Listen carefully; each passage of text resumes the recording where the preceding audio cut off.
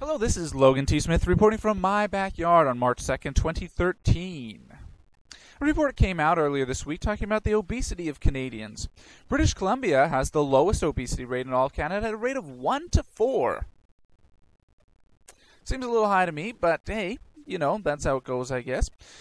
But we want to lower that rate here in British Columbia, and the first part of lowering the rate is knowing who's obese. And so we've devised a good test here in my backyard on figuring out if you're obese. And that is, if you go on a double date and you look around and you don't see anybody else that's obese,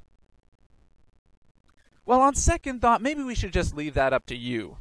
It really is up to the individual to determine if they're obese. Also, some unusual news. There was a drive-by shooting followed by an ensuing police chase. And the police are asking for help finding bullets and shell casings along the route of the chase, because they think they were being shot at, but they're not sure. I don't know, maybe a civilian might have a hard time telling if they're being shot at, but I really think the police ought to know. They should be experts in this.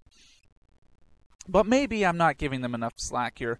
Perhaps the person they were chasing shoots like a bad guy in an action movie.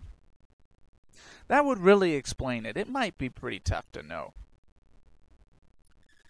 Also, there have been some talk and stirrings of dissolving the Senate here in Canada. Yeah, they say that it's full of out-of-touch old guys that we didn't vote for in the first place, and that they're lying about where they live and yada, yada, yada. But quite frankly, I think you have to look at the precedents. Who else has dissolved the Senate?